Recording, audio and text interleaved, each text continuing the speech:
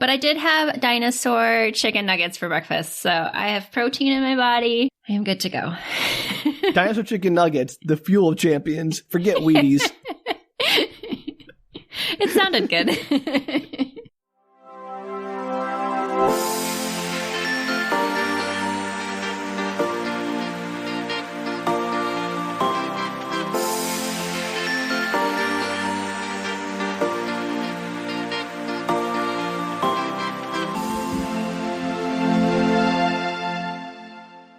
Hello, everybody, and welcome to Book Retorts. I'm Danielle. I'm Sam. And this is a podcast where one of us explains a weird piece of media to the other who has no experience with it, except Sam has experience with it this week.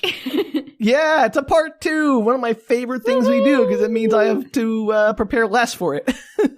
It is part 2 of the book, The Ice Barbarian. I don't know the name of this book. Are you serious? Ice Planet Barbarians. How do I know this? Ice Planet Barbarians by Ruby Dixon. I didn't remember the author, but at least you got the title right. I blanked for just a brief moment. This is a ill omen for this episode. It's okay, because Sam's going to start us off. You're going to tell us what happened in the first part of this book, Sam. Danielle, I literally edited our episode on this yesterday. I know. I guarantee I got nothing. This is going to be an incredible failure. You can do it. I have faith in you. You always say that, and then you always have a really good summary. I mean, good is relative, but I don't remember the protagonist's name. It's Georgia, Georgie. right? Georgie. Oh, I was Georgie close. something. I don't know her last name. It's only mentioned once in the book. She has a last name? Yeah, it's mentioned at the very beginning of the book, and I didn't notice it till my second read through, because It's never mentioned ever again. I know you mentioned it in the episode. I did not retain that information. Anyway, Georgie is a person who worked at a bank, and that's all we learn about her before she's abducted by sex trading aliens. Absolutely. Like sex slave trading aliens. So they're evil aliens who want to sell her and her companions presumably into some kind of sex trade. That's what we're assuming. I mean, it's never proven, at least not thus far in the series. I can't imagine what other reason would they be abducting these specific women in this specific kind of book. Right, exactly. And she is quickly thrown into a cage with some number 7 other women? I don't remember the total amount, Sam. Several of them die along the way, so it doesn't really matter. I forgot about that too. Because it was so inconsequential. There's another death that's super slightly inconsequential in this book too, and I was like, spoilers! There's another one. Anyway, she's in a cage on a spaceship, and there are women in tubes. Apparently, the aliens overdid their fishing trip and got too many women and decided to stick a bunch in a cage. Kind of like when you have like a bucket of fish on your boat, and they're like, oh, I've overfilled it. Gotta start throwing them into our beer cooler or something. Okay, yeah, that's what happened. Look, I don't fish. I don't know anything about fishing, obviously, so I'm making this up. The point is, the aliens did not plan well enough for their expedition of retrieving 22-year-old women, and the criteria that are laid out for the type of women they retrieve are immediately contradicted and are irrelevant, so I'm not going to talk about it. Yeah, the only thing they all do seem to have in common is that they're 22, which has no bearing on the plot. They're just 22. I think, again, my assertion, and I stand by it, is that, like, the human hunting license requires that human have to be at least 22 years old, so you can't, like, hunt too young a human because it would violate the license. Why wouldn't you have 23, 25, 27-year-olds? They only have 22-year-olds. Because they're trying to get, like, the youngest that they legally can, because that's, like, the most valuable. Sure. Okay. Yeah, I'm willing to go with it. Let's go. I don't know. Look, it's not my job to explain this book, Danielle. That's your job. I can't explain things that are not in the book. Well, you can make them up like I do.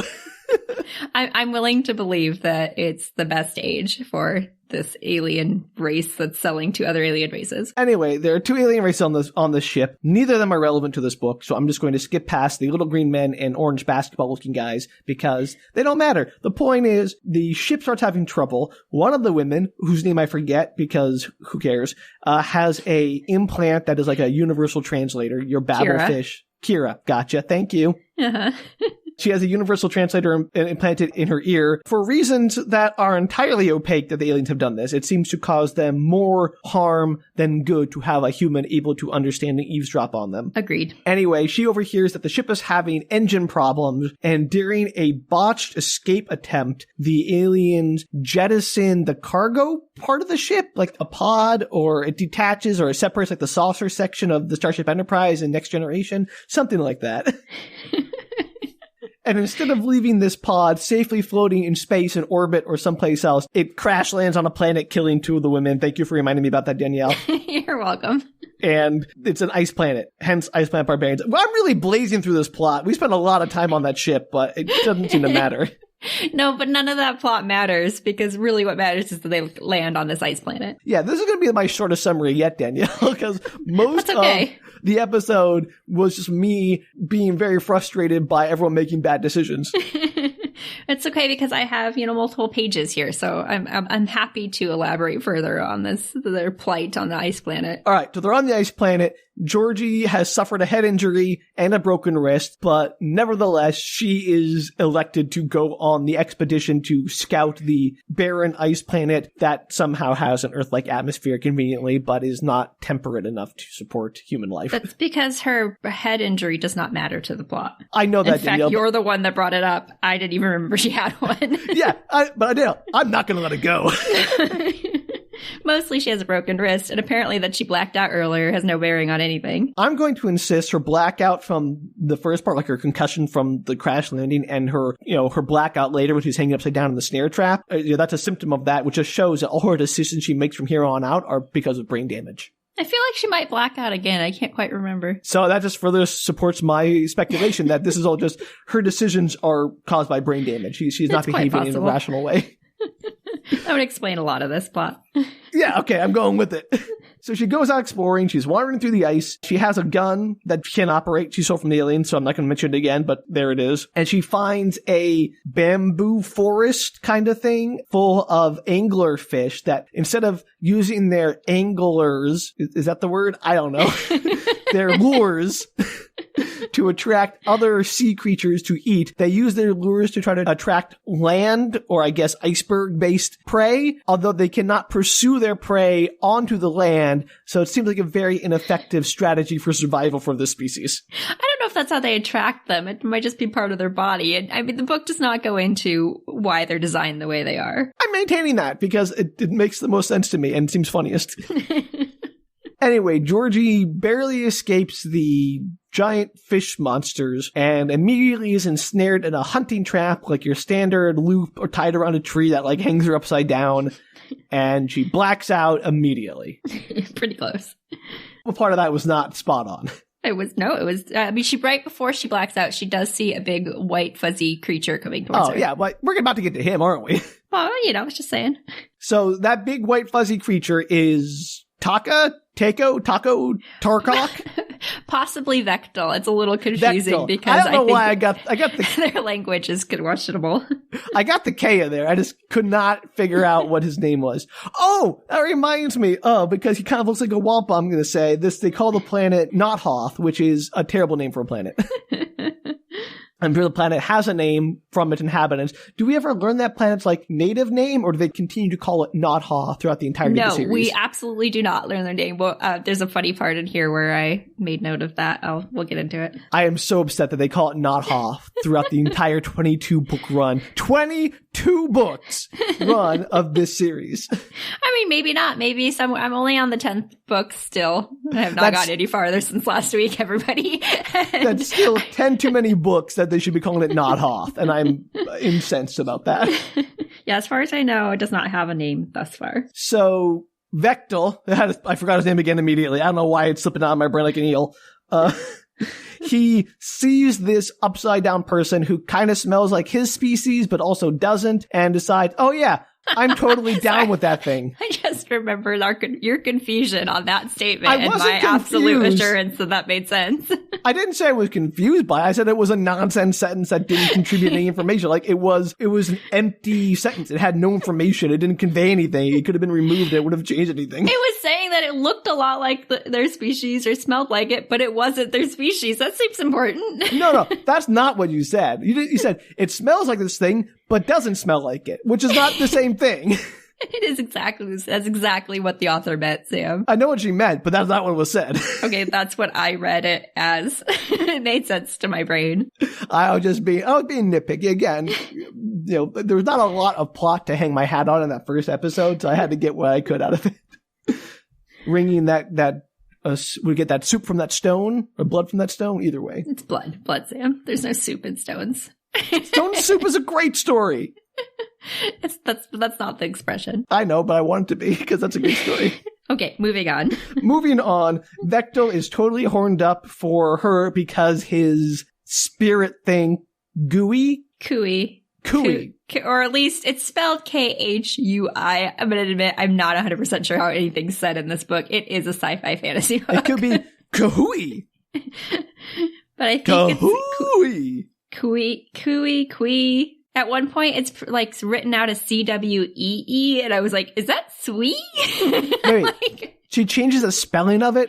No, it's. I didn't talk about this in the first one. I wasn't going to in the second, but sometimes if you're in the perspective of Vectel, you get the English, like what he hears in English. Oh, so you get vice versa. Yeah. Okay, like their mispronunciation of it. Yeah, and so sometimes people, when they say something, it'll be like how it's probably transliterated. Pronounced. Yeah. Well, that's fun, I suppose. I don't know. Irrelevant. He has this is what I was confused by. I know what this Cooey was. First off, hate the term. Still find that uncomfortable and gross. Second, I was like, is that his spirit? And then eventually I learned that it was in fact a symbiotic parasite that is what drives their entire libido. Yes. Give or take. Yeah, and now I'm interested. Now you got my attention. You had my attention, Danielle. Now you have my interest. Well, you're going to learn a lot about it in the second half. Yeah, I'm really not looking forward to that. Anyway, he absconds with Georgie to a soon-to-be sex cave where he just starts undressing her and being like examining her and being like, oh, I'm totally into this. But like her eyes aren't glowing, so her Cooey is dead or doesn't exist, but that's not going to stop me from totally macking on her.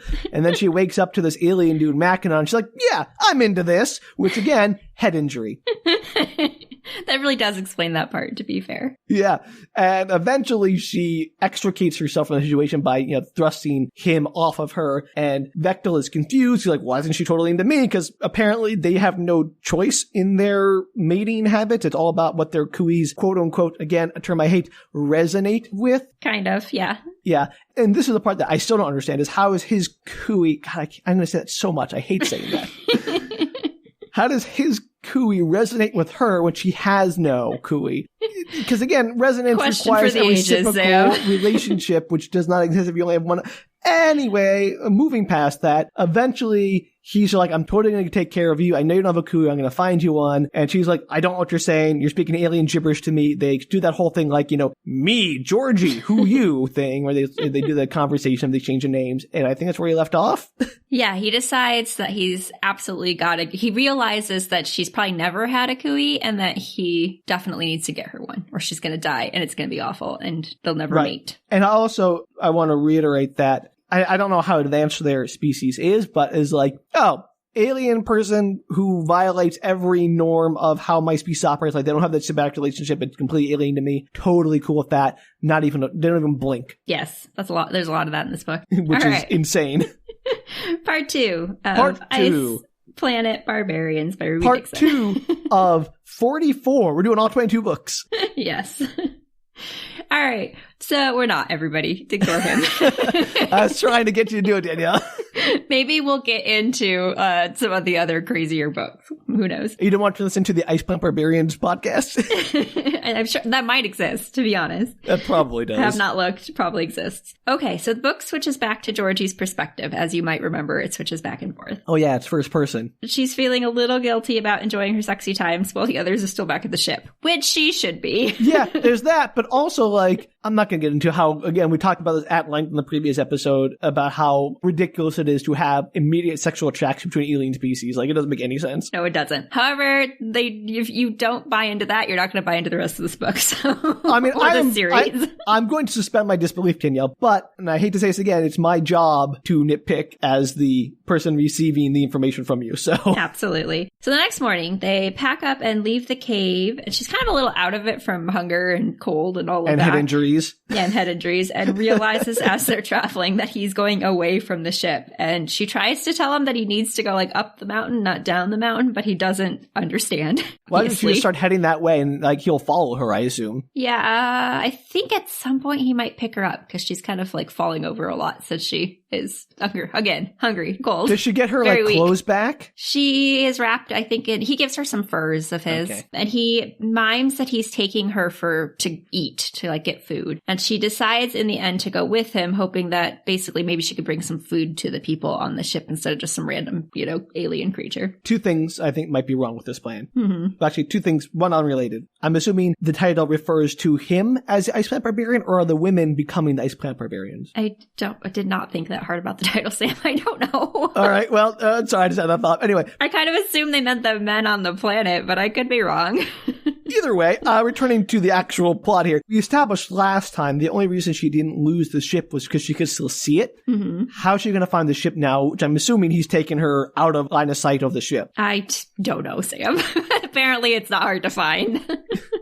Wild. I mean, it's a big black blob on an otherwise serene white landscape. Yeah. So. But like anyone who's ever been, in a desert or a snowscape, it's very easy to lose things. And you're like, well, it's all white in all directions. Which direction do I go? Maybe she knows it's up the mountain, so that probably helps if she can keep the mountain like in sight. Maybe she just has a really good sense of direction. Some people do. Yes. I don't. A sense of direction on the alien planet with the different directions, everything. I don't know, Sam. I didn't think that hard about it. It works out fine. Well, I'm sure it does, but I'm going to say it's nonsense. All right, back to Vectel. He's worried because she's sick and she needs food, and he's got to get that cooey inside of her. I bet he does.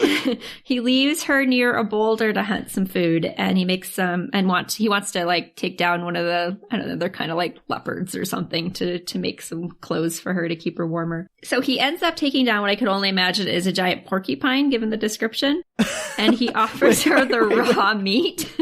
Wait. This ice planet has a giant, like a porcupine is not a tundra creature. Okay, well, it's spiky. I think it's a spiky thing in my head that was, I don't know, Sam, I didn't write down the description of the creature. I'm really making this hard for you, aren't I? I could go, like, if you want me to go into the book and see if I can find a description of the pokey creature. I don't care that much. I just really wanted to bring up how funny it would be to see just like a giant porcupine wandering around Antarctica. Sure. And it might just be my imagination of what I thought the creature looked like versus any description in the book, but in my head, it's just a giant porcupine. Awesome. Yep. He cuts it up. He offers her the raw meat, and she's like, ew, no, cook it. I'm not eating that. And he's basically like, you're too weak. Like, I don't have time to make a fire and like give you all this. You're going to die. Just eat it. And so she ends up eating some of it. Couple of things wrong with this. One, how long does it take to make a fire and cook food? It takes like half an hour, right? Okay, well, but they're kind of in like a dangerous area. Okay, whatever. Second point, and this returns to how hospitable this planet seems to be, eating raw meat on Earth can be dangerous. Okay, I have this question a lot in this book. There's a lot of raw meat that gets eaten, and it seems to have no ill effects on anybody, which seems unlikely. Also, like the biology differences, like we need very specific nutrients, that we have evolved to require because we evolved around things that have similar like the things we eat are specific to our needs and our environment. So how do the like vegetables, are they getting their beta carotene? Are they getting their vitamin A? Like, do these things exist on this planet? No. Well, sort of. Like, it does go a little bit into the food sources later on. Not in this book, but in general. They're all going to get scurvy is my point, because I doubt there are like possible oranges. Growing up, probably give them vitamin C or something. Yeah, there's a lot of meat on this planet. And at some point they do start kind of farming some vegetables. So they are getting some nutrients. As you said, I highly doubt they're getting all the nutrients, but maybe the animals have different properties, Sam. I don't know. I mean, I'm just saying, I don't think that an alien planet would meet the nutritional profile of human meat. Like, there's no way that it would be like, oh yeah, the exact same micronutrients you need from Earth are on this alien planet.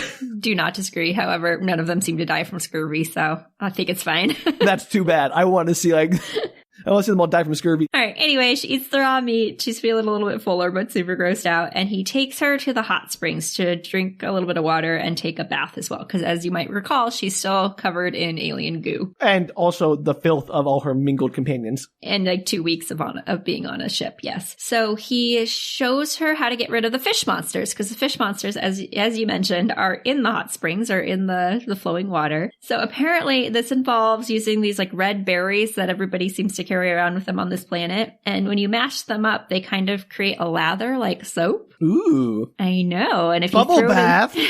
and if you throw it in the river, it clears the area because they apparently really, really hate these berries. And they also use the berries for cleaning. So Yeah, okay. I guess some creatures just don't like soap. yeah, they don't want to be clean. They're dirty fish. Oh, Danielle, please don't say that in the context of this book. It gives the wrong idea. All right, so she gets to take her first bath in 2 weeks, and during it, obviously, she flirts with him a bit because she's trying to convince him to take her back up the mountain. She says it's very mercenary, but she's got to do what she's got to do. She is way into, like, she is lying to herself. She is totally into this alien creature. Yeah, she pretty quickly realizes she's actually attracted to him. Ugh. But in any case, she's trying to convince him to take him up to the mountain. And also of note, it doesn't actually happen in this scene, but of note, they don't kiss. Like this species mates like humans, but doesn't kiss on the mouth. And I think that's probably unlikely, given that they do everything else that humans do. Yeah, and I also don't think they would do everything that humans do. Like, we talked about this before. I don't mean to beat the same drum over and over again, but I don't think alien anatomy would be compatible with human anatomy. Well, it is in this book, more or less. And so after the bath, he agrees, basically. He's like, okay, yeah, sure, the mountain. And he's confused, obviously. And after the bath, they head back up the mountain, but she starts to get really, really cold as they're hiking up it. She's just partly because she just got wet. So her hair and everything. She didn't dry off after getting, that's hypothermia right there. Right. But they get into this a little bit later because he has the cooey in him. He doesn't get cold. Right. Like this temperature right now, which is like a fair, like it's cold, but it's not like it's in the 30s or whatever. It's cold for humans, but not cold to him. And so he didn't think about it. A cooey is like a portable space heater inside your body. Absolutely. These things are wild. I know. We'll get more into them, but yeah, they're crazy. I don't know why. I mean, maybe it gets into some, but this whole cooey thing seems overly complicated for a sexy romp. It gets worse, Sam. I'm not saying I'm not into it. I mean, I love that they put this much thought and effort into this completely sort of weird world building. It just seems like way more effort than is warranted. I love it. So she gets super cold and he stops at a cave trying to like get her inside. And she starts to think about the girls back. She's like, I can't stay another night and not, take somebody back to the other women there and get them out of this ship. So she starts to feel really guilty. And so she storms off. She's like, I'm not going into she can't express that to him because they don't speak the same language. And she like storms off trying to get away from him. Like, I have to go up the mountain, follow me up the mountain kind of thing, as you said earlier. And as she storms off, she manages to immediately fall off of a cliff. She's incredible. Just the best. It's like there's like a ledge of snow and she doesn't realize that there's nothing underneath it. And so she steps into it, falls off the cliff and into a snowbank below that's like inside of a crevice.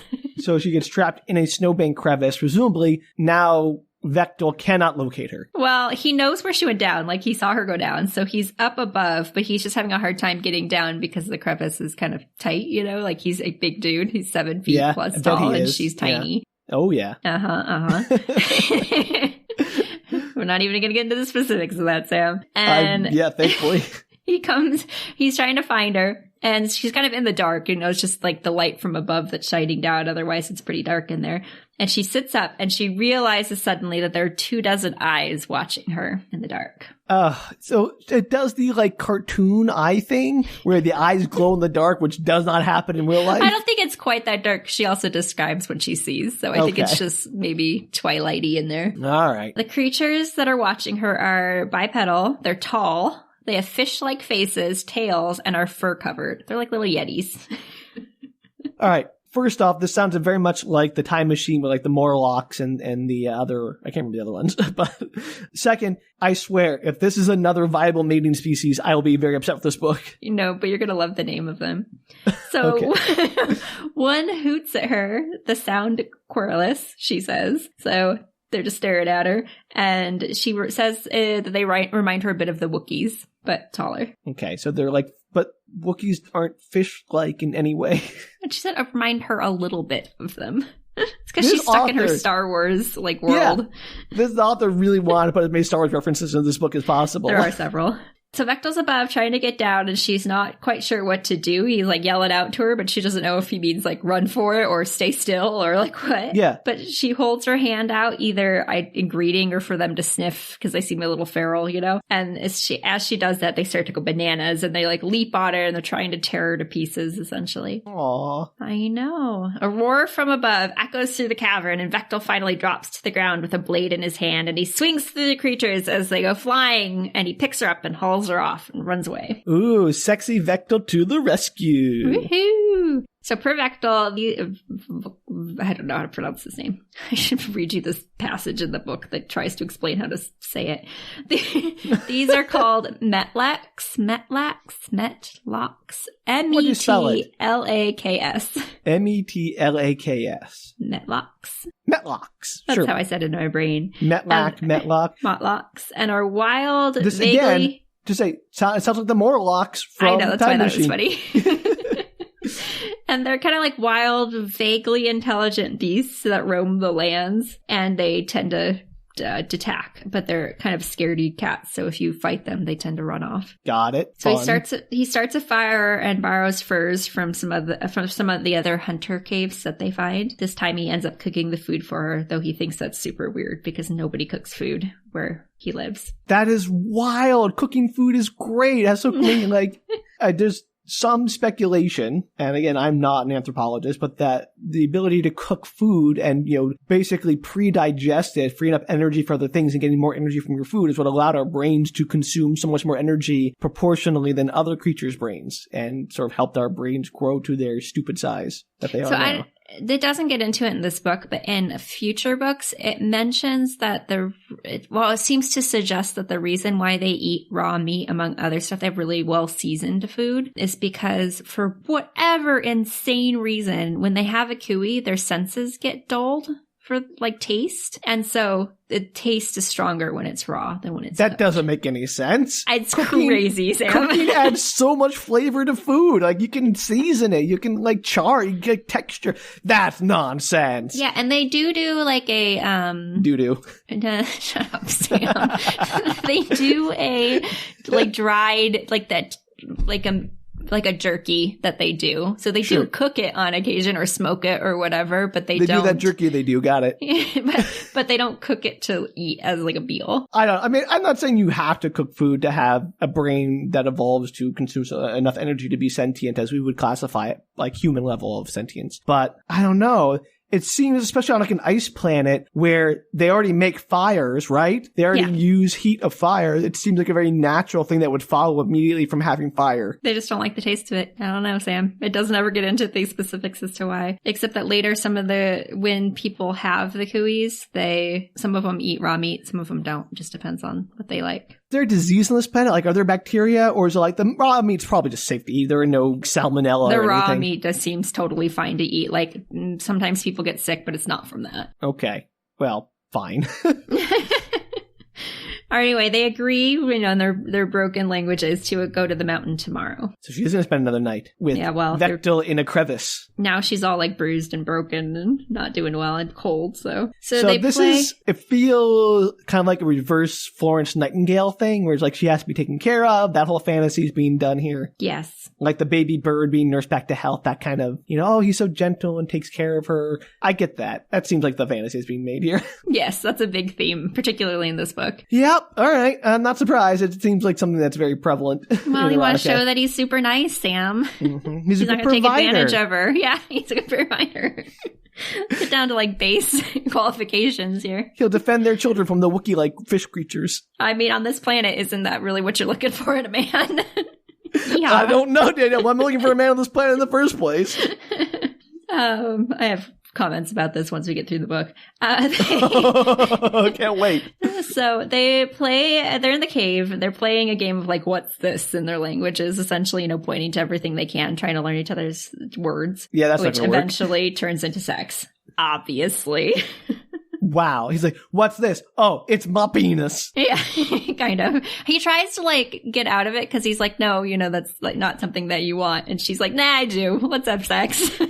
Isn't she like very bruised and injured? Like this is not the kind of physical exertion you should be engaging She's totally in game. when you're at this is gratuitous. Yeah. According to this book, the only thing that ever is continuously wrong with her is her wrist. Not her fall, didn't like sprain an ankle, not like her being weak and cold. Like, I don't know how her libido works, but most people that I know, their libido is not like, oh, I am in a lot of pain, severely injured, and very weak. What I want is some very hard physical exertion. Yep, that's what they're doing here. Maybe it heals, Sam. I don't know. So the best part of this, and the reason why I mention it, is because Georgie immediately assumes in the book that she can't get pregnant because they're different species, which seems like a wildly major assumption to make on an alien planet of a humanoid creature.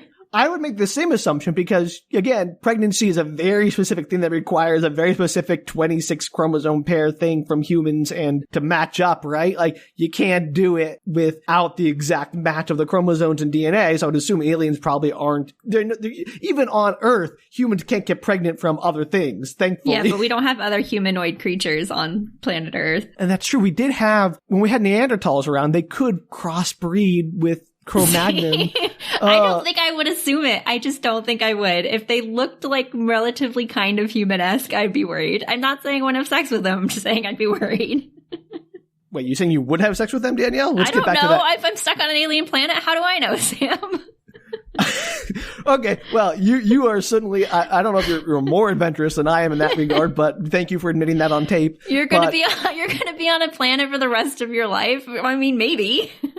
You got me there. Point is, I would not assume you can get pregnant, but I also think that it's nonsense that they're sexually compatible in the first place in any way. So at that point, I'd be like, well, maybe you could get pregnant, because that doesn't make any sense. That's what I'm saying. If you're already sexually compatible, if you have the same body parts, give or take, like, I would kind of assume maybe you could get pregnant by this alien species. Danielle, do we have to experience alien pregnancy in this book? Please tell me no. I'm not going to tell you. Oh, that's a bad sign!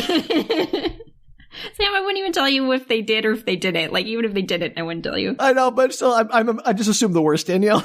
Go ahead. So the next morning, he goes out, before they leave for the mountain, he goes out to check his traps and make sure, like, food and all that good stuff. And as he's on his way back, he sees an oddly shaped lump in the snow. And as he approaches it, he realizes it's another human that is frozen solid. Dun, dun, dun. So one of the other women left the ship and died, or is this one of the ones that was ejected from the ship during the crash landing? Nobody was ejected from the ship. They're all in the ship. I don't know. I don't know how they died. I thought they might have been, like, thrown out the hole. Which, now that I think about it, there's, like, just 2 dead bodies in the ship, which is creepy. Yeah. Did they like to say, well, we're going to let those bodies rot in the corner? I hope they put them out of the hole and left them in the snow.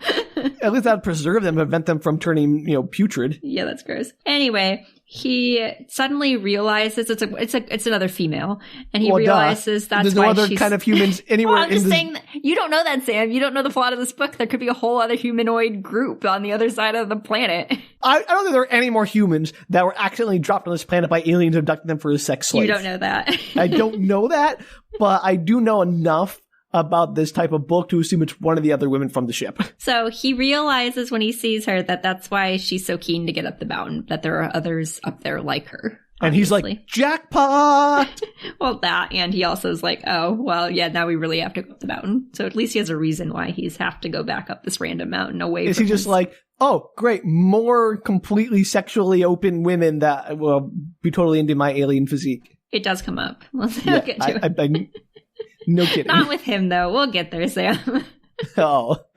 So he heads back to the cave. He's very shaken, and he kind of like, directs her out of it, wants to show her what he found, and she follows him, and he shows her the girl. And it's the last girl who came onto the ship. Oh, the one who was already assaulted. Yes, and so apparently she ended up somehow out in her pajamas, out in the middle of nowhere. Crazy. Yeah, so they hurry up the mountain while Georgie worries about, like, what happened, if something's going on in the ship, like, why she would have left without any kind of, why they didn't give any clothes or anything to wear. I know what happened. And what? They started playing a game of Survivor. Like, yes. Ship, Survivor, Ice Planet, Survivor. And she got voted off the island, or the ship, I guess. And they were running out of food after the last 2 days. I like the idea of them like, okay, guys, we're bored here. Who wants to play Survivor? We'll have some challenges. We'll get, like, Jeff Probst look-alike to play the host. Not what happened. All right. Is that his name, Jeff Probst? What? Is that his name, the host of Survivor, Jeff Probst? I don't remember. I'm looking this up. Vitally it is Jeff Probst. Hey! Good job. I'm not impressed, because you remember all sorts of things. I don't think I've ever really watched Survivor like an entire season. And that is impressive. I'll take it back. So they finally make back to the ship, and Georgie calls out to all the women as she climbs up, trying to get in, and they're alive, Sam. Yay! Well, mostly. They've lost 3. They've lost 3 already. 3 insignificant deaths, apparently. No death insignificant, Danielle. Show some compassion. They have names, I guess. She introduces them to Vectel, and they are excited by the prospect of food and fire, and Georgie gives... sex. And, well, they haven't gotten that far. And Georgie gives away all her furs, which Vectel is not happy about. So he is only attracted to her, to be clear, in this story. His cooey only resonates for her. Exactly. It's like a possessive thing. Like, that's my girl. Nobody else. I don't know about that. I don't think people cheat on other people. Well, again, if they have no choice in the matter. No, well, Sam, this book doesn't get into it, but there are, like I said before, there are couples that resonate that aren't, like, don't want to be together. They don't like each other. So they stay with each other during the resonance period, which we'll get into. I can't get into the specifics yet because it's funny. Is this like in Star Trek when you have the Pon farr and the Vulcans every 7 years have to mate or they die? Sort of. We'll get into it. When we get into it, I will explain it further, Sam. So, I don't know why this author makes a lot of Star Wars references, and I'm making a lot of Star Trek references. I don't know what's going on here. We just, see whichever side of the group of things that you like is on. You are more into Star Trek. She's more into Star Wars. That's not necessarily true. That's not true. I'm into both. You are, but... Yeah, I don't know. I'd say more into Star Trek references come up way more with you than Star Wars references do. Sure, but I haven't read the Star Trek books, but I've read more of the Star Wars books. Again, middle school was a difficult time. All right. Anyway, they realize that Kira can understand him because she has that translator in her ear. Oh, that's very convenient. Yeah, so that was when I realized that the translator wasn't just like a one language translator, and apparently translated all the languages in the world. That's so much more powerful. Why don't you waste that on one of your cattle? I don't know. It's wild. And they immediately all find out that she's been having sex with him. Does he just tell them? Well, he misinterprets something that Georgie says. She's like pointing to the food. He has like food hanging from his belt, like the animals that he killed earlier. And he thinks she's pointing to his junk? Yeah, like she points to it like, can we eat the food? And she's like, he says, you want to mate here right now? And that's when the woman's like, you mated with him? Like, that is like a sitcom level misunderstanding. It was pretty funny. Anyway, he's delighted someone can understand him, and he goes off to find firewood and food for them, basically telling them to take good care of his mate while he's gone. And Georgie's like, excuse me, what? We're mates? No, we're not. We're not mates. I can't understand her. And by every definition, you are now mates. Like, you have mated. As far as she knows, yeah, she's just having sex with random aliens without knowing anything that actually signifies on this planet. This is why this is Nanda. Like, there are pitfalls here. Cultural and biological pitfalls. Nope, she's having sex with him, Sam. Great. So, she probably has STDs, alien STDs. That's not a thing on this planet. I mean, why wouldn't it be? You don't know. This is so dangerous. Well, she doesn't know that, but there aren't, so it's fine. They didn't use protection. No, they did not. They did not have alien condoms on this planet. I mean, to be fair, they just use regular human condoms because apparently they're exactly the same. They were all in bed when they were abducted. It's not like they just happened to have them in their pockets. You don't keep condoms on at all times just in case you need to make a balloon animal? Oh, dang it. I sometimes do. I forgot. Yeah, No, sorry. nobody does that. Vector runs off to get food, and he's contemplating, as you mentioned earlier, Sam, that there are 5 other females in this group. So apparently there's 6 total. Well, left alive, plus the other 6 in tubes. So 9.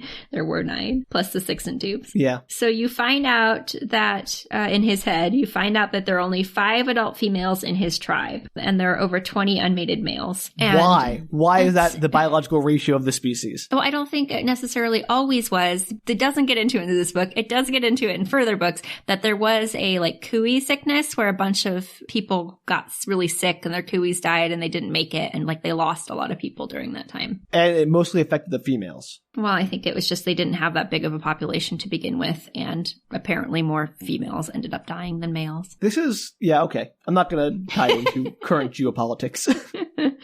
So I don't think they've ever been a big population, because we'll get into that in a little bit. He's excited that's a possibility that he could bring 5 females who could have the potential to resonate with a tribesperson to the group, and it could bring their small, dying tribe back to life. No, your children will be abominations. Maybe. You'll find out. Maybe. I don't mean to prejudge, but there is a minefield of genetic disorders that can, even humans, when we reproduce, we have problems with our offspring can have genetic disorders, or this is just a natural part of how DNA works in reproduction. Now you take a whole alien set of DNA and throw it in there, who knows what that's going to do? I would be so concerned about what would happen. Not necessarily that it's morally wrong, but that you're going to have a person who can't accept a cooey, or is going to have a genetic disorder because, whatever human blood cells don't work in their bodies and the oxygen or something doesn't get trained. Like mitochondria. Those are bacteria that live in our cells that we need for energy that might not exist on this planet. Okay, Sam, insane. You're way overthinking a sci-fi romance book. Danielle, I know I am. That's my job. That's what I'm here for. None of that ever comes up. And the cooeys keep them relatively healthy, so they'll be fine. I want to see this takes me back to the Nat and Langle book. One of Swiftly Tilting Planet, maybe, or one of those time. The original, Yeah, the time. Not the Time Warp Trio. What does she call those books? Doesn't matter. But the one where they go inside Charles Wallace's cells and dance around with his mitochondria to resurrect his disease. Wild books, man. Yeah. So I want to see that on this. I want to see them having to deal with the mitochondria of humans, not we don't know how to work with alien cellular structures. We're not, getting ATP or whatever from this. Nope. None of that happens. Oh, that's a real disappointment. I want to see that crossover. All right. Anyway, they live a long time thanks to their cooeys. He's excited about them. I don't know, Sam, a couple 100 years, and they seem very excited about the females. Questions. Big questions. When I say year, are the years on this planet the same as Earth years, and are the days the same length? We do get into that. Okay, good. For once in this book, we do have an answer to that question. Because you did specifically tell me last time that I should ask questions about other books and you would answer those questions if they was answered in the other book. So I am going all in on the lore here. You can ask as many questions as you want to. I may or may not have answers. I'm sorry, everybody, that I haven't finished all 22 of these books. Never apologize for that, Danielle. Never. Okay, so the problem obviously is that the humans don't have cooeys, and before long they will sick it and die, because that's what happens on their planet with the alien species, with his species, if they don't get a cooey. I still don't think an alien symbiotic parasite is going to work with humans. I just don't buy it. Well, too bad it's a book. So the other girls are worse off because they haven't had food and warmth, and they'll succumb if they don't get their cooeys, but because Georgie has been well taken care of in the last few days, she's doing much better than they are. I thought they had a week's worth of food on the ship. They have. It's only been a couple of days, though. So then how come they're so weak from lack of food? I think it's just that they've been cold and they haven't been exercising and they haven't had much food. They had they're little, they call them seaweed bars or something in the... Danielle, let me tell you from experience, 2 to 3 days without exercising is not going to make you frail. That's a weekend for me. Well, a lot of them have been on the ship for, Georgie was on the ship for 2 weeks, and there were ones that were on there weeks and weeks and weeks before Okay, that's a fair point. Some of these people are pretty frail, I think. All right, that's fair. So Vector returns and makes a fire and cooks his kills for them, and they tell her that the woman who was found dead outside just took off running one day, and they couldn't find her. She got all... just freaked out, and she left. Cabin fever. There it is. Exactly. And they couldn't find her. And this book really just kills people at random, is what we've learned. Yeah. And any character who has not had a significant speaking role up to this point is disposable. You know, there's like, yeah, but I mean, there's a whole group of, there's going to be 12 girls at some point. So, you know, we've only learned 3 of their names for real. All right. So that night, Vectel tries to get some, but Georgie's like, geez, not in front of the others, which apparently is not a big deal in his tribe. So he's like, okay, fine, but it's not that big a deal. Here's what I want to see happen. I want to have, like, Kira there, you know, as the, like, translator, like, okay, what he's saying now is you need to put your leg up to the left. None of that's happening. But all the girls, because the ship, they're all in the ship. They're just like, it's not that big of a ship. So all the girls are like, shut up, get a room. Which is funny. No, of course. So the next day he tells them that he can't take them all with him to his tribe as is because there's not enough clothes or food or anything to go around. They'll all die, you know? Like it's a 2-day trip. And they're going to freeze to death like the nameless person. Yeah, so he'll take, she has a name, but she just, does she? Dominique. Yeah. Dominique is her name, and she just dies immediately. All right. Fair enough. I guess that shows me how to treat these people with respect. They all have names. So he'll take Georgie and come back with others from his tribe and supplies. And they're disappointed, but they're excited to find out that he has like an entire tribe of people and a potentially warm place for them to stay. I mean, that's a good point. And also here, let me shove this alien parasite inside of you. He's also the tribe leader, which she finds out, and Georgie laughs. How convenient. I know. She laughs because she says she should have known that because he's so bossy. That was funny. Oh, it's more like, of course she found the alien prince. I know, she does. That's why the book starts with her. She tries to tell him they actually have 12 girls that need help, 6 in the tubes and them, but he doesn't get it, and she gives up very quickly, saying, oh, it'll be a fun surprise for later. No, which seems like a terrible idea. This is like, what's-her-face not telling Georgie about what happens if you make too much noise on the ship in the cage. Like, yeah, it's crazy. Like, these are big things. These are important things that could change planning or things that you do, and they just don't tell like, you would bring more furs back if you had more women. Oh, Sam, I get, like, there's a part where I get mad. I'm already mad. It's great. So it's a 2-day journey because Georgie's slow, and they set out for the tribe, and they stop that evening at a big cave, and it's a little bit different than the other caves they've been to. It's obviously much larger, and the inside, the walls are smoother. They're not like rocky. They're made out of ice, it seems like. Ooh, ice cave.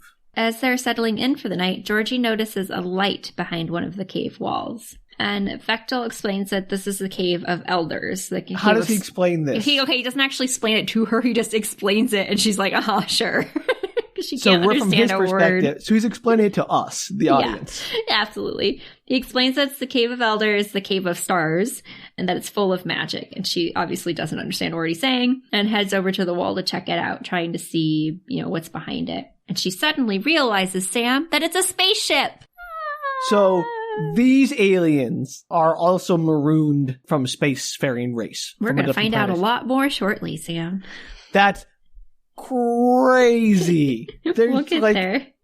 Again, I don't want to beat this drum, but there's no way a species that is not indigenous to a planet could fit so perfectly into its ecosystem. I mean, we can't even take species from different parts of this planet to other parts without them wreaking havoc. Are you done? We'll get into it. I mean, again, I really want an ecologist or someone to comment on this. Okay, I'm not going to say that this explains everything, but it explains a lot. Okay. So she begins digging at the ice wall with a knife, but Vectel comes forward with a torch to melt the ice instead, which obviously is a lot faster. Is this not sacrilege? No, apparently not. I mean, he's Let me destroy our holy cave of ancestors. It's not like a holy cave because, again, we never have a religious concept outside of that one phrase from the first book where he said something about the gods or whatever. But, this is just like a cave that they know has something to do with their ancestors. It's not like a holy space or anything. They just use it for camping sometimes. Got it. So she uncovers a control panel as the ice melts. And she obviously is super intrigued by this and wonders if it can somehow get them home. And the lights are the light's flickering on one of the buttons. And it seems to suggest it's at least partially functional. Ooh. I know. So after much thought, where she realizes, I could stay on this ice planet with this alien man and be happy, probably, because, I'm kind of into him. But it's not really fair to the other girls to not give them the option of potentially going home if they want to. She decides to push the button that's blinking. Always a good idea. Yeah, you have no idea what that button means. It could be the self-destruct. Right. And she even says that in the book. Was this a stupid idea? Yes, but I'm going to do it anyway. that doesn't justify, like, saying you know something is stupid to do doesn't make it less stupid to do it. Yeah, on the other end of that, Sam, it's like, well, like, does she just ignore this thing? No, she makes a note of where it is. She gets food and supplies to her friends first, and then they can discuss what to do with that ship after everyone is no longer in mortal peril. But then the rest of the plot wouldn't happen. Oh, excuse me for being rational.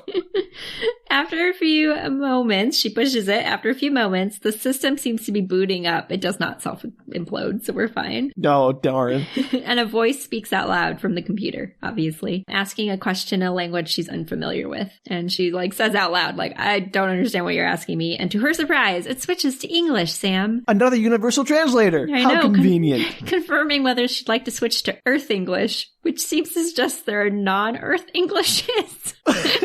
Well, you know that there are many planets within England on them, and England really, when they colonized hard, Danielle. You didn't know they colonized space too.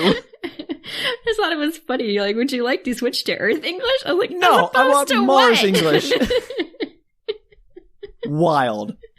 It made me laugh when I read it. The system finally fully loads and tells her the environmental controls have come online. And would she like to stay within the human habitat of 72 degrees Fahrenheit ideal temperature, or the ideal temperature for the modified SAKH, S-A-K-H, which is 37 degrees. Okay, first off, why isn't the ship using standard units? I think it did say Celsius, and then it also says Fahrenheit. Sure. I'm just upset with this ship. I think it said both, and I just put the Fahrenheit because I was I'm going to have so many questions about how it knows. Clear. It's not a word. I'm ignoring that, Danielle. Just moving on. You're welcome. I'm just, again, there better be a darn good explanation for how this ship has such intimate knowledge of human civilization that is fairly recent. Yes. I mean, okay, we get into it more later, but let me get through what we have here, and then you can ask questions if you have them. Okay, no, I mean, I'm going to have them, but go for it. So she asks what a modified SAKH is, and the SAKH, I don't know. And the computer, come on. And the computer tells her the life form next to her is a SAKH life form, modified for habitation on this planet. And she's like, he's not from this planet? Like, yeah, I put that together already. If this is our cave of ancestors, oh, she didn't know there was cave of ancestors, but that's fine. No, she didn't know that. And the computer tells her that SAKH originated from a planet called Kes, K-E-S.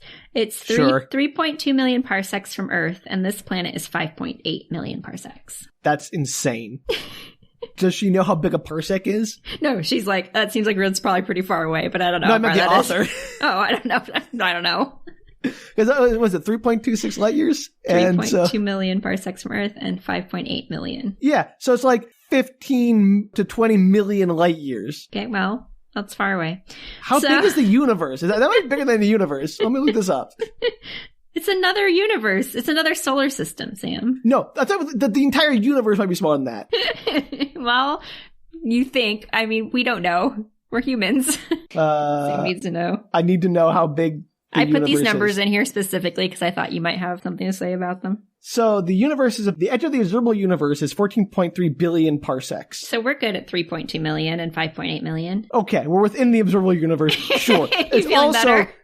Like crazy size. It's also like an insane distance. Okay, well, they're really far away, Sam. And how do they get there? So like, I'm more curious now about the alien spaceships and how they have like such like crazy FTL drive, like faster than light travel. That's insane. I mean, they have been traveling for a good solid week and a half. Let me just also read this quick line from Wikipedia as I looked up the observable universe size, because I think it's very funny. The diameter is about 28.5 gigaparsecs, or 93 billion light years, which equals 880 yatameters. So, there you go. Good to know. It's like nonsense words. I mean, really. Oh, I'm sorry. This book doesn't have nonsense words in it. You just called a planet Kes. Yeah, well, that's what it's called. I mean, I didn't make it up. I didn't make up yatameters either. I mean, you might have. To be fair, anybody writes in Wikipedia, it could be a made-up word. No, that's one of these SI prefixes. It's fine. All right. Anyway, back to this insane ship. She asks where she is, and it tells her that her species hasn't discovered the solar system yet. You think? Okay, great. I know. I was Thank like, you. duh. But the current location is the second planet in this binary sun system. Actually, I should go back because she says, where is she? She wants to know the name of the planet. And the computer says, this planet has many names depending on language and blah, blah, blah. And I was like, basically, it's just so we can continue calling it not Hoth. That's insane. Also, this planet has many names depending on the language, but the planet Kess only has one name in every language. I know. Wild. I was like, that's specifically so they could continue calling it what they were calling it for. Humans are very unimaginative. We call our planet Earth because, it's dirt. We just so why do other species not call their planets, why do they have weird names of just being like, oh yeah, our planet is called Earth too in our language. This is just Earth in our language. It could be. Maybe that's what Kess means. But when it's translated to human speech, it should be called Earth then. That's true. Yeah. I don't know, man. Can't tell you. I found that funny. All right. So the current location is the second planet in the binary sun system, this binary sun system. It's got a 372.5 day sun orbit. Sure. And it rotates every 27.2 hours. Yep. And I'm sure the moon doesn't have any effect on that like ours does. Was this the one that had multiple moons, or does this one have multiple suns? Well, it's a binary star system, so it's got to have multiple suns. Of course. It had the two suns. It had the two little suns and one moon, if I remember correctly. Apparently, the ship was a Sock pleasure cruiser. And due to a solar storm, it had to seek shelter on the planet. And then due to some technical difficulties, it couldn't leave. But you want to hear what the technical difficulties were, Sam? I thought the toilets didn't work? No. The difficulties are that the ship was keyed to a specific pilot who experienced heart failure, and a secondary was unavailable to pilot. And though a distress signal was launched, it malfunctioned, and then no other attempts were made. That's ridiculous. That's the dumbest thing I've ever heard in my life. That's so stupid. No spacefaring civilization would be like, oh yeah, we're going to tie the entire operation of the ship to one individual. So if something goes wrong, you're all screwed. Yeah, absolute nonsense. Also, why did no one come looking for them? Following, when a plane crashes, we go say, okay, we had its flight plan. We'll go follow it or whatever. This is crazy. Yeah. And I think I have a feeling the future books are going to get into this more. I could be totally wrong. Just some of the clues that have been dropped along the way, but I don't have any more information for you about what happened with this ship. That's the dumbest thing. I'm sorry. I appreciate the authors trying to build a really detailed world here, but there is no way. There were so many better ways to have technical difficulties ground this ship. If it makes it any better, there is a suggestion in one of the later novels, just one of the more recent ones that I've read, that the ship is not 100% accurate in what it's saying. So maybe the ship is an unreliable narrator. Narrator, correct. So, I'm curious, I'm actually sort of curious where that goes in the story, if it goes anywhere at all. That'd be really interesting if the ship is like a hell situation where they killed the crew and stranded them on this planet. Yeah, who knows? That would be cool. Okay, if that happens, I take back everything I said about this. I'm sorry, author. I apologize for doubting you if that happens. Yeah, I don't know what happens, but I'll be curious. So this happened 287 years ago, supposedly. 287 years, that's it? And yeah, I know, that's what I said. These people already don't know anything about their ancestors when they supposedly live hundreds of years. They live hundreds of years, so they're maybe one where is the Kui makes them live hundreds of years? Regardless, they had to get those Kui immediately to survive on this planet, as stipulated. Mm-hmm. And so there may be at most one generation or two generations out from when this ship crash landed. They've already erased it from their cultural memory. Yeah, that's what it actually prompts some of the women later to question what the computer is saying, because they find out that the other alien species lives quite a long time. And then they're like, well, then wait a second. Yeah, also, that's not enough time for someone to biologically adapt to the evolution is a slow process, even if they have alien parasites inside of them. Well, apparently not, Sam. So the logbook records 62 passengers and one pilot, and many died before accepting the symbiote, the computer says. And Georgie's like, what symbiote? Because, again, we know way more than they do. Yeah, of course. I'm just saying, it's so nice that she has an exposition computer to help her. It does. This is like a big info dump, literally. So apparently this planet has an element in its atmosphere that is toxic to some species, including humans and Sock. It is a gas element similar to nitrogen that has not yet been discovered by humans, as it does not exist there. I'm going to call BS on that, because we've already got 118 elements, and the endless ability probably is not going to exist with another gas element like that. Well, apparently, Sam, once the humans reach toxic levels of this magical element, their bodies will shut down. And the sock exists in mutualistic symbiosis with a creature they refer to as the Kui. Yeah, I got that. My question is, why does the Kui want the alien sock? I mean, I'm sure we'll get into that, but all right. So to sum up, they need the Kui or they're going to die. And the original sock that landed there lasted 8 days before dying. So they don't have much time. Why, from a writing perspective, do we need a secondary threat of this toxic element when we already have the current and very real threat of the cold? Like, we already have them all going to die if they don't get the Kui because of the cold. Why do we need a secondary threat? I think probably because they could just stay in the caves with a fire. They'd be fine, potentially. Or get lots of warm things and walk outside if they wanted to. It's not like people don't live in really frigid environments on Earth. So it's basically just to make sure that you absolutely have to get that Kui in you. Yes, you absolutely have to get the Kui. Otherwise, there's no plot. All right. I mean, I'm still dubious, but sure. I didn't really overthink it at the time, Sam, I'll be honest. Again, that's what I'm here for, Danielle. Do the overthinking. You didn't. So to sum up, oh, never mind. I already said that. All right. Fast forward to the info dump. Let's go. So per the computer, the Kui modifies its host. This is a quote. Genetically modified Kui symbiotes are altered to perform at lower temperatures and to filter the chemicals from the air that the body cannot process. It improves the host's recovery from wounds and sickness, and it ensures procreation of viable offspring. I'm not sure about any of that, but go. All right. I'm not going to argue the biology. I'm not a biologist. I don't know. The computer confirms that once the Kui is implanted, they basically can't leave. Like, if they take the Kui out, they need another Kui to survive. If they don't take the Kui, they die. It's a catch-22. Got it. So she realizes that she's either stuck there forever or the green men are going to come back very soon and take them away. And they must know that the girls can't survive long there. I mean, if they can only survive a week or so, then the aliens should be back any day. I want to revisit my previous statement that the aliens should have left this thing in orbit instead of crashing into the planet, because better option. Either the aliens didn't know this planet was toxic to these people when they crash landed here, so they're not in any hurry to get back to you ladies, so put that out of your mind. Or they did know, and they're idiots for putting you down here in the first place. Yeah, stupid. Yeah. So she's super distressed that she can't communicate any of this with Vectel, and she asks the computer if it can translate for her. Wait. Why didn't they bring Kira?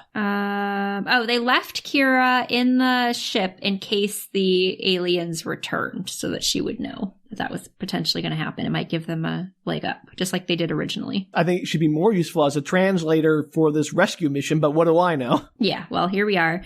And she asks the computer if it can translate for her. The computer says they can, or she can learn the Sock dialect if she prefer. And apparently the computer can perform a one-time linguistic upload. One time, like to one person, or like it only takes once? One time to a person per person. But it can't like do it for any other people. Oh. No, one time per person. Per person, okay. But she can only upload one language. It can't like do like, hey, let me give you all the languages in my database. No, apparently you can learn multiple languages, but we don't get into that until another book. Oh, okay. Then why is it called a one-time upload if apparently you can do it multiple times? I think it just means that like you can only, I think it means that you can do as many languages as you want one time.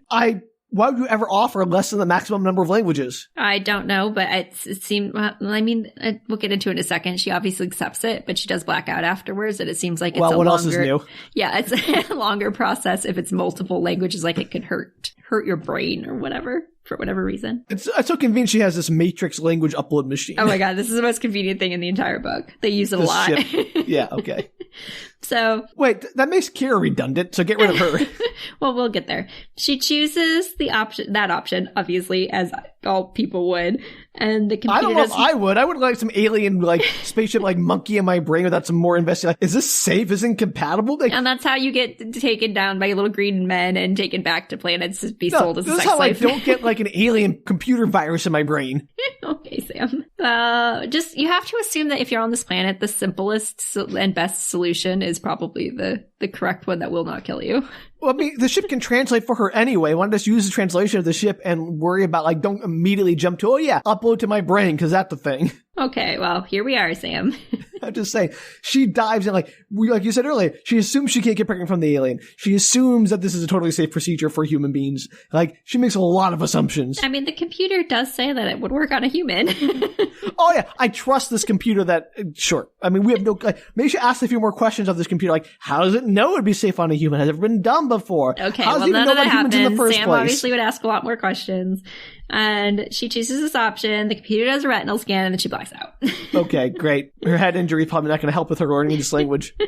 So Fechtel's super upset because he's very confused by what's going on. Obviously, he doesn't understand anything that's happening.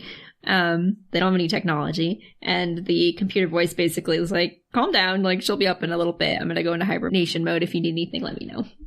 Great. What a helpful computer. The computer tells him what's going on. Yeah, no, I'm just saying, like, so nice, that computer. Good bedside manner. So when she comes to, she can understand and speak his language. Yay! Yay. Well, that's one obstacle put in front of a protagonist that's immediately overcome and inconsequential. The funny part about this particular obstacle is, yeah, it's super helpful for the plot and everything, but it's also something that she could have overcome on her own if she just studied the language. Right, like, this seems like it's lazy is what I'm looking for. Like, just a lazy way to let them overcome this obstacle. Like, why even 100%. introduce it in the first place? It's great. It's like literally the entire purpose of the spaceship, as far as I can tell. At least initially. So he's shocked but thrilled that he can finally communicate with his, chosen mate. She explains, chosen? There's no choosing non-chosen here. mate. His Kui chosen mate. And she explains the whole spaceship computer thing, and they kind of catch up with each other's where they are. And he mentions her being his mate, and she explains, like, no, I'm not your mate, because humans choose their own mates, and he thinks that's kind of preposterous. And even worse, he finds out that, like, she may not stay. If she can get off the planet, she may not stay on his planet. He's very upset by this. I mean, I'm assuming if she takes the Kui into her, and again, that phrase is awful, that she'll not be able to survive on a different planet with that parasite. Right. So, I mean, she hasn't decided whether or not she's going to take the Kui. Well, she has like 3 days to figure it out. Yeah. Well, I know, but she's still not 100% sure. Okay. So they decide, instead of staying at the ship cave thing, that they're going to go ahead and just climb down the rest of the mountain to get back to the tribe that night, because the timing's even tighter than they thought it was. And on the way there, she contemplates how it would be an easier decision if it was just her alone, because she'd miss her Earth friends and family, but she already likes Vectel and she could imagine a life with him there. So she's on board for staying, obviously. That is wild. Like, I know people have like trouble 2 days. like deciding to move across the country, much less, let me just set up a camp on this alien planet. Yeah, she's totally fine with it. Wild. I know, but she can't make that decision for everyone, and she has no idea what their tribe is like or how the aliens will treat the others, et cetera, et cetera. And so she decides, like, obviously she has to do what's better for the whole as opposed to what she would do herself. And as they approach their destination, they come across another sock named Rahash, Rahash. Rahash. Sure. Who I gave up on science fiction names many years ago. Who approaches Science fiction fantasy names. Yeah. He approaches them thinking that Vectel might need help with his hunt, but realizes quickly that there's like a weird humanoid creature with him, and that his friend is purring, which I don't know if I specifically said earlier, but he purrs when he resonates. This is getting grosser and grosser with everything you add. Purr is not the right word for it. Like, that's not really what it is, but it's like, it's an actual like vibrational thing inside of his chest. So essentially purring. Ugh. Why is this book so gross? And it means he's resonated with someone. Like, they only make that noise when their Kui's resonated with someone. I want to be clear also. I mean, I don't know if the sex is gross or not. We haven't talked about that, and who cares? But, like, everything around it just feels kind of, like, weirdly saccharine and gross. Well, apparently millions of people disagree with you since the book's very popular, Sam. I didn't say gross things weren't popular, Danielle. I mean, look at the internet. That's very clearly the case. That's super true. So Rahash kind of takes this all in stride. He congratulates him on finding his mate, and he's clearly super jealous about the whole thing. Because she's a hottie, because apparently everything loves these humans. I don't think anybody cares whether or not these humans are actually attractive. Wild. And vice versa. He tells them that there are 5 others, and at no point does she ever point out that there are 6 others with them, even though now she can speak his language. This is a great time to explain everything. Wild. So Rahosh asks if the humans can resonate, and he explains that they have no kui, hence their non-glowing eyes. But he resonated to one, so perhaps the others might get lucky too. And Georgie's like, no. This is not a matchmaking convention. No one has to mate unless they agree to mate. Like, that's the only time there will be mating. But they're all going to agree to mate, obviously. Well, yeah. Stories. 22 stories, Sam. Ugh. But Vectel promises that will be like the decree because he's the tribe leader. Like, he'll make that happen. How convenient. Yes. Well, he's a very young tribe leader. Either that or he's very old and this is very uncomfortable. No, I think he's just kind of normal aged. Like, not inappropriate aged. But, like, don't those species live hundreds of years? So maybe he's, like, 85 or whatever. I don't... the book does get into a bunch of, like, ages of people, and I don't remember his age, to be honest. Okay. So, Rahosh, I don't know, is confused. Rahosh is confused because resonance is, like, the be-all, end-all. So, this like, is a very one-track mind culture. This particular dude, and like, he gets it. I think he's in the next book. He's very one-track mind. And Georgie points out that humans don't resonate, so really the rules don't apply to them, and even if they end up doing so, they still get a choice. Doesn't matter. Yep. That's their culture. The cavern where they live is spacious, and they have like a heated spring in the center of it. So when she goes inside, she's like, ooh, this is such a nice little cavern. Well, that's why they need the alien element to make them have to get the kui. Yeah, and everybody has a nice little caves, kind of span off the cavern where they can have their own homes. So they walk in and everybody stops what they're doing, all surprised by this alien creature, which makes sense. There are no other alien creatures on this planet as far as we know. Finally. And Vectel gives this impassioned speech about how it doesn't matter what she looks like, and he loves her and thinks she's beautiful, and he resonated with her, so everybody needs to suck it up and deal with the fact that there are some humans now. Sure. I'm not gonna. I've already said my piece about this. Let's move on.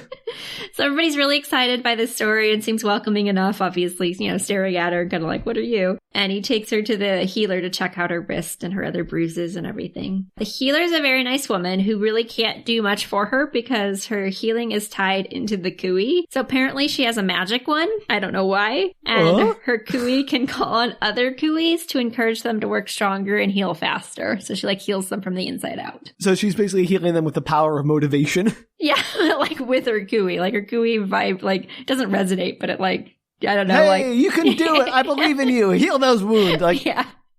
This is, all right, whatever. But it's kind of it's they always describe, the glow or whatever, the sensation, and, it makes them heal faster is what it does. Great. Yeah, I don't know. Sam, she's just really optimistic, I guess. I believe in you, kui. I'd be great at that job. Well, get yourself a kui, Danielle, and go find some aliens to bang and have a good time.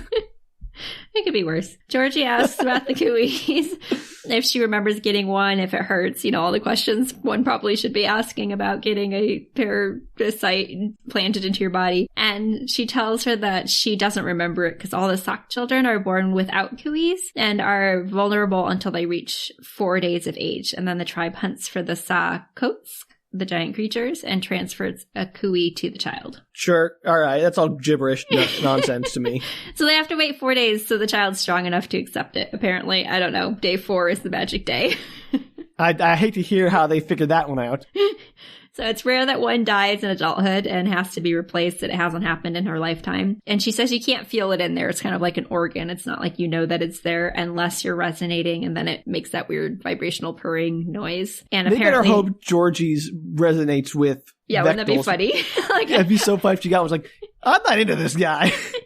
And apparently this resonance is super strong and always picks the best mate. So there you go. Again, this raises the point, why is his kui resonating with someone who doesn't have a kui? And if she gets a kui, isn't it just so convenient that it does happen to resonate with him, even though he was already resonating with her before she had a kui? The whole resonance thing doesn't make any sense. I mean, we'll get a little bit more into the kuis in a little bit. It explains them, sort of. It explains, why maybe it's resonating for her without a kui, sort of. Maybe. We'll see. But I also just really want her to get a kui that does not reciprocate. That never happens. I think if you resonate with someone, they will resonate with you. But she doesn't have a kui yet, so she has to pick the right one. Yeah, I don't think, Sam, that does not when she gets a kui, it's not like they walk up and go tarot cards where you put your hands out and you pick the one that vibrates with you or something. They literally just pull the parasite out and stick it in her. I don't think it matters which one she picks. But my point is, like, I guess I'm not understanding what is the resonance based on what the Kui wants or what the host wants? We'll get there. Okay. A little bit. So Vectel gets a group together to go to the ship, and he chooses all unmated hunters, which... You're really stacking the deck there, buddy, and also gross. Like, part of it, I think, is because that's usually who goes out to, like, hunt and stuff like that, is because they don't have mates at home Families, to take care of, right? Which makes sense. But also, it's, like, partly because he wants them to have the chance to resonate, and I was like, This is so gross. I keep saying that, but, like, it's icky. Kind of, maybe. It's not, like, necessarily portrayed that way in the story as being particularly icky. The concept, though, is a little icky. That's what I'm more saying. It's like, I'm not saying it's like, I'm feeling nauseous. Like, this whole thing just feels uncomfortable. I think the author knows that because there's a lot of conversation around the women having consent. And so autonomy. I think that's like how she tries to balance the fact that the whole concept is much more non-consensual in some ways. Okay. All right. I'll trust you on that. And they're all in love, Sam. It doesn't matter. Oh, yes, of course. Love. With the alien barbarians. You just kind of have to suspend disbelief in a lot of this. Look, I have suspended disbelief so high, Danielle, that I don't know how much, if it's already like in orbit. So that night, Sam, they are in his cave, the one that he owns, and they have sex there. And after they have sex, Georgie asks why his purring, his resonance, like turns off because it stops after they do the deed. And he says that it's satisfied for the time being, but will continue to make that noise even after the kit arrives, K-I-T. And she's like, kit, like a baby kit? Oh, you should have asked him about this earlier, dum-dum. She's like, I can't have your baby. I'm an alien. Like, you're an alien. And he's confused, thinking she understood how this all worked. And apparently that's how a Kui chooses. It determines who will bear the best children. So offspring only come through a Kui mating. Like, if they're resonating, that's... But she doesn't have a Kui! I know, Sam, but I think it resonates with her because she's like a fertile female who's a good match for him biologically. Yeah, but like, I thought the both Kui have to reciprocate the feeling, because you never have a situation... You would think so, Sam. You're never going to figure this out in this book because it does not explain it. Does it ever explain, is my question. No. Okay, great. And I'm saying it doesn't make any sense. So she's freaking out, asking if he resonated with her because his Kui decided he could make her pregnant. Like, it's like a good pregnancy match. And he's like, yeah, it only responds to matching fertile females. And she's obviously upset by this news, but she's not entirely sure what to do about it at this point. Like, if she's pregnant, she's pregnant. There's not really much she can do about it. I mean, was she even like... I hate to bring this up, but like, where was she in her menstrual cycle? Like, this is all questions she could figure out. Oh, yeah, she has that thought in the book as well. Okay. But apparently, I don't wonder if they have menstrual cycles. That'd be interesting. I don't think it the ever women? mentions. I would assume they do. No, I mean the women, yes, but I'm talking about the aliens. Again, this is questions about their compatibility that this book just glosses over.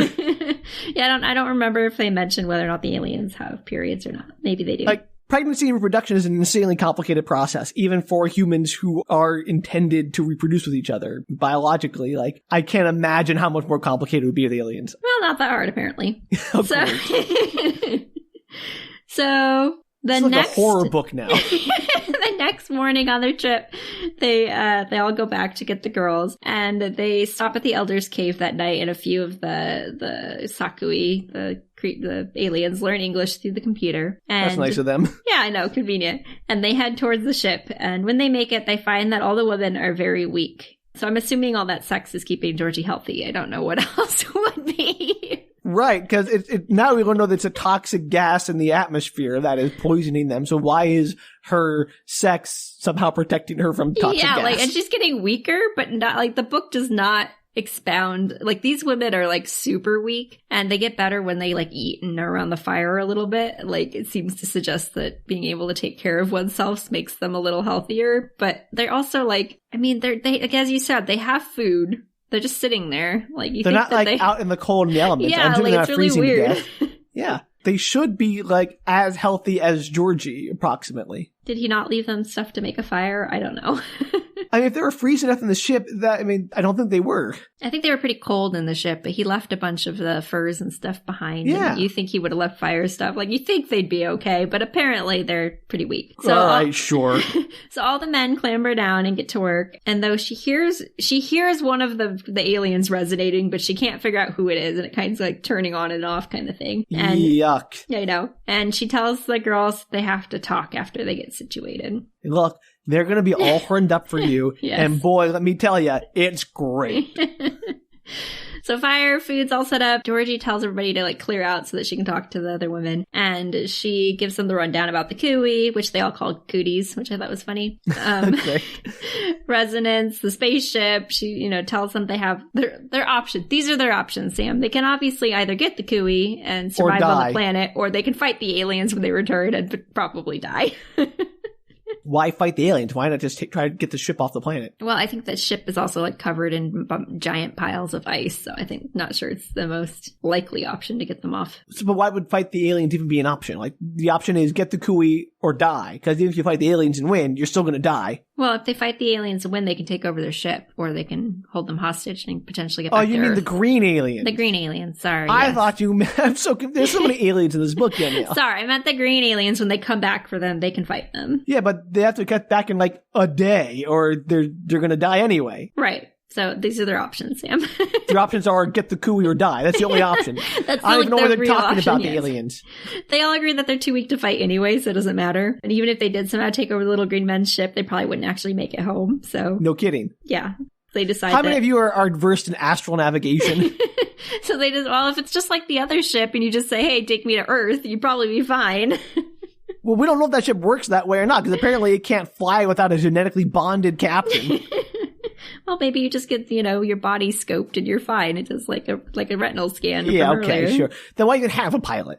I don't know, Sam. Okay. They do not get into the ship flying specifics in this book. So they ask Georgie what she wants to do because she hasn't given her opinion, and she admits that she's a little biased because she's quite possibly pregnant, and also she kind of likes the guy that she's with, and the people seem nice, and she kind of wants to stay on the planet. That like, you're alien pregnant? Like, is that not something that like blows their minds? Yeah, they all like freaking out a little bit about it, but nobody seems overly concerned about the fact that she's like pregnant with an alien baby. Like, that's not the part that weirds them out, just that like she got pregnant so quickly. Can she survive alien pregnancy? Like, humans have trouble surviving human pregnancy. This is insane. Like, is the baby going to be like 3? They're huge aliens. Maybe the baby's going to be too big for her. I mean, I don't know, Sam. These are questions that need to be answered. And they do kind of get into the pregnancy stuff a little bit later in different books, but like not to that extent, no. Oh. So they decide to stay as a group, and they also decide to wake up the girls in the tubes. But first they have to warn the guys that there are like more girls. And this is where I got mad, because I'm like, they didn't bring supplies for 12 humans. Yeah. They brought supplies for 6. So these poor 12 girls are going to have to walk through the snow because you didn't bother telling them back at camp that like, oh, by the way, there are 12 girls, so please bring enough food and furs for 12 people. No, Georgie really dropped the ball here. Absolute clown show. Yeah, and it even mentions like they don't have enough stuff for everybody. I'm like, Georgie's fault. If they die, it is her fault. Everything's on her. Their blood is on her hands. Crazy. Like, everybody's kind of laughing about the idea of having to tell the guys that there's 6 more girls because they know how excited they are about there being just six women, so there's going to be like insane that it's going to be 12. So Vectel, of course, is thrilled that they're staying, but even more thrilled that there are like 6 others. And he tells his men to be extra kind and patient since they'll be worse off having no idea what's going on. Like, they're going to be brand new little babies. What an awful thing to wake up to. Yeah. Well, hi, I'm alien pregnant. Welcome to this planet. And they do mention that a lot. Like, this is going to be really hard on these people. And like I said, I think in the last episode, there's not a lot, but there is mention of the tension later on in the books about like the people who had to survive all this and the people who just got popped out of the little tubes and like, here you go. I mean, if I was one of the people in the tubes, I would have been like, instead of putting the alien parasite in, like waking me up so I'd have to be exposed to the alien parasite, leave me in the tube until you have a viable escape plan, maybe get that ship dug out, and then give me the option to leave. Yeah, but nobody thinks of that. They make those decisions for them. It's unconscionable.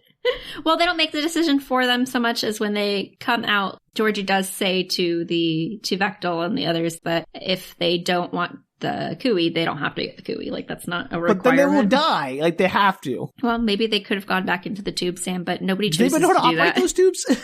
Well, they managed to open them, so yes. Okay. I don't buy Maybe there's that. just a giant press button on the front, Sam. I don't know. It's like on those drawers, they click and it pops in and pops out. Exactly. Okay. So they release all the women. It kind of jumps ahead. There's a lot of crying, blah, blah, blah. They explain everything that's going on. And Bechdel tells them all that they are leaving the next day because they have to hunt a Sakots and find Kuis for all the women or they're going to die. Yep, and sounds good. Liz says that they, the girls, in particular the ones that were just released, need some more time. They haven't decided yet when Kira suddenly yelps and covers her ear. And Georgie grabs at her arm because apparently the tracker, remember the trackers that were in their arms? Are the aliens coming back just now and they radio transmitted down to Kira saying, hey, we're coming for you? Yeah, they didn't quite say to Kira, but somehow she picked up on some transmission because magic. I hate that transmission. And Georgie grabs her arm because the tracker hurts as they're tracking, which doesn't Why? make any sense. None of this alien technology makes any sense. None of it. That's exactly what I was thinking when I read this. I'm like, none of this makes sense. The ship doesn't make sense with its genetically bonded pilot. The trackers don't make any sense. None of this makes any sense. Well, regardless, the aliens are on their way back. Oh no! But now they have an army they can use to fight them. Yeah, okay. I also had that thought. No, that's not what happens. So they... Do they even consider that option? Or are they like, nah? No, not once. And I mean, to be fair, I feel like the men probably would do that, but I also think the men would die very quickly because they have guns, the aliens, and they have knives. Yeah, but the other aliens aren't expecting. You can have the women stay in the ship and then ambush them. Absolutely. But no. None of that happens. And maybe they'd use a tractor beam. Maybe they wouldn't even come down, Sam. Doesn't matter. Well, they dump the cargo pod. They'd have to retrieve the women in the tubes at least because they don't expect them to be free. Yeah. I don't know, man. So nothing. Doesn't happen. Nobody ever talks about a war. Maybe later. Maybe in one of the 10 books I haven't read. 12 books I haven't read. I'm just saying they give up to say, oh yeah, alien parasite's my only option real quick. Yeah. And the aliens don't come back in this book, spoiler, so we don't get to see any of that anyway. So what was this transmission then? Well, they're on their way back, and everybody's like, okay, we gotta go, right now. We don't have time to, wait this out. So it takes them, months or years to get back? No, it takes them... You mean to go back to the aliens, they don't return for the women for months. No, they return in either the second or the third book. Sure. They're on their way. I guess I'm confused what the timeline of this book is, because I assume she would go through her entire pregnancy in this book. No. It's almost done. Oh. Sam, the book's almost done. Oh, this is a very abrupt ending. I did not expect this to be such a I warned you in the first one that it did not resolve all of the plot lines in the story. You didn't say it didn't resolve any of the major plot lines. I thought it resolved the major ones, but leave some dangling threads. Okay, there's a couple She's impregnated. That's a huge plot line. It's the main plot line now. It's not the main, well, it is now, but it's just the last 20% of the book that she's possibly pregnant. You don't even know for sure that she's pregnant. I refute your notion this is standalone when 90% of the introduced plot lines do not get resolved. Okay, but all of the girls, okay, we're going to resolve some of the stuff in just a minute, Sam. Okay, sure, bring it. All right, let's But resolve. the aliens coming back, no, that's not resolved. And the stuff that just dropped, in the last little bit here, no, it's not resolved. That's obviously for future books. You mean all the stuff that dropped, the whole idea of integrating into an alien culture, finding alien lovers, none of that gets resolved. No.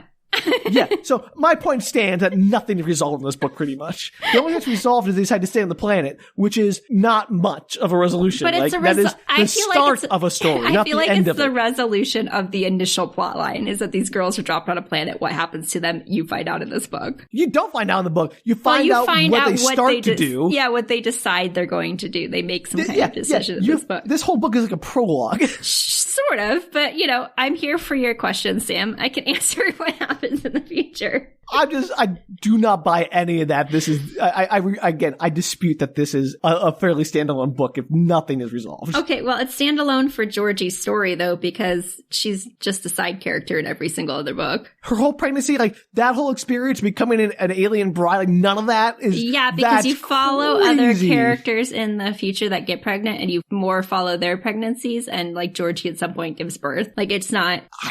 I feel like this book does very little plot. I never said there was a ton of plot in this book, Sam. Dina, how much sex did you skip so far? Because I don't know. have you mentioned like, all these sex scenes, or did you just skip over a few without mentioning that they were there? I skipped a couple, but like the sex scenes are several pages usually, and so like yeah, I've skipped a bunch of the book in terms of like they had sex, but really it was 4 pages of sex. Because this feels like everything else just feels paper thin. Well, I know, but he said this was a heavy duty plot line, Sam. Okay. That's part of the fun of why this book is insane, is because like nothing's explained. Okay, great. But you do have 21 other books to explain more of this world building and how things work. That's my point. I do not feel these are, I feel like there is so much of a plot that is not explained. This is hardly standalone. I'm just going to put that out there. Unless you're only reading it for the smut, which is fine. Well, yeah, but I meant it was standalone in terms of Georgie's story. You want to know Georgie's story? This is Georgie's story. But her story isn't even resolved in this one. Like, I feel like there's so much more to her story. Like, the story was obviously that she gets together with a guy, Sam, not that she gets pregnant and gives birth. That's like a whole other thing. I mean, that is a horrible story. Hey, women, your entire purpose is to meet a man. Like, that is it's a an romance awful story. book. That's literally the plot of the romance, Sam. But, like, you can't introduce, like, I understand in, like, Cinderella, for instance, when the entire story is her getting out of this life, finding a better place for herself, and the ending is her getting together with the prince. Like, that is the culmination of that arc of her finding to a better life. George is not doing that. This story does not, I think, make that same arc happen. Like, her story is immediately, I am trying to integrate into an alien society. I have an alien lover. I have to navigate the complexities of alien pregnancy. Like, all of those things feel like those are the story now. And the fact that it just drops that as soon as she's she decides to stay and have sex with the alien, and everything else we've talked about, the spaceship, the alien crash landing, her being on another planet, none of that matters. Well, that all matters, but it's like carried through for the rest of the women and their stories. All right. I just don't feel like her story is very complete. I'm sorry. That's okay. You don't have to feel like it's very complete. Are you ready? Can I finish? Yeah. Okay. Sure. Are you sure? I'm sorry. I was convinced you had another hour worth of book to talk about. No. Wild. Okay, so they cut out all the trackers, Sam, and they drop them in the nearest Metlock cave, which is funny. Sure. And as they're trudging through the tundra, a hunter runs forward telling them that a herd of sockcoats is in the valley. Convenient. It isn't being convenient, though. I just think they're around sometimes. So the women stay together as the men go to fight the sockcoats. And it's described as a thing with 4 glowing blue eyes, 2 sets stacked on top of one another, enormous tusks, and covered in long grayish shaggy fur. Should they kill it and steal its parasite to put in themselves? Yep. No, that's awful. Isn't that terrible? It's awful. And sometimes when you get into this, because when they cut it open, they steal the parasites, there's a bunch of them in there, like dozens, and sometimes they just have one creature that needs one. So they killed one, took like one out of all the dozens to put into one of their aliens. This is like people who like kill sharks or like take their fins or cut the tusks of elephants. Like, this is awful. Yeah, it's kind of crazy. I have problems with the concept. No, it's not okay. It's gross and weird. So this is where Liz tells us that she wished she had a bow because she was a champion archer when she was a teenager. And you may remember my tirade in the first episode where... Legitimate. Like, Georgie asks if anybody has any kind of... Survival skills. And Liz says nothing, even though she was a hunter and apparently a bow champion in the past. You know, absolutely irresponsible. So they take down the sockcoats, and the women come forward as Vectel cuts open the belly of the beast. And inside is a shining blue organ, and he cuts that open as well, and the inside are dozens of thin, wriggling gossamer worms, is how they're described. And Georgie, as the leader, must step forward and do it, or she knows no one else will. And Vectel cuts open a small slice on her neck and feeds the worm into it, and she passes out again, as she does. That head injury is really messing with her. It's like the 5th time she's passed out in this book. And when she awakens, she actually feels much better, and she's warmer, and she's like, she can feel that she's healing. And she's resonating. And she asks Vectel how it went, and he happily tells her that her eyes are glowing a beautiful shade of blue, and he tells her that all the girls got one, which seems unbelievable, but okay. Yeah. I have further questions about how these are Vectel's race mammals? Do they have birth live young and breastfeed? Uh-huh. Yep. Crazy. Yep. Okay. They're basically humans with horns. That are so blue. Convenient. Absolutely wild.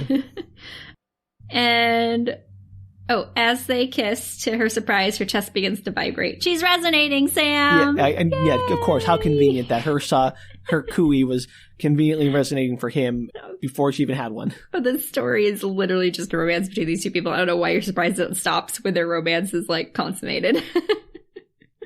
Because, like, if it's just a romance between these two people, like, it doesn't end there. Like, the plot, their romance barely exists in this book. Like, there's no courtship. To be fair, I skipped over a lot of their interactions because, you know. It's mostly sex, but, like, there's no courtship. There's no, like, emotional growth. There's no, like, it doesn't feel like a romance. It feels like a sci-fi adventure with some sex that doesn't resolve any of the sci-fi adventure stuff. Yeah, but it does over the course of the series. I don't think it's standalone. I'm sticking by that. Okay, that's fine. I shouldn't have used the phrase. I apologize. Gave you unrealistic expectations. Yeah, I mean, I made some assumptions, obviously, but I'm sticking by it. I was saying it's a standalone for Georgie's story because she does not come up as a main character again, at least in the next 9 books. I still think that's a weird decision, but it's not my decision to make. I thought it was weird too, but here we are. So a couple of the others have resonated as well, but not many, and you don't really get anything about them. And apparently in the hubbub, Rahash snuck off with Liz, which Vexel is very upset by because it goes against the rules he put forth, and there will be heck to pay when he comes back. So he basically, like, kidnaps Liz? He is. It's the next story in the book. I'm not going to get into it, but yes. Well, I'm going to ask you about it right now. Does he, like, kidnap her, and does she, like, Stockholm Syndrome start to love him?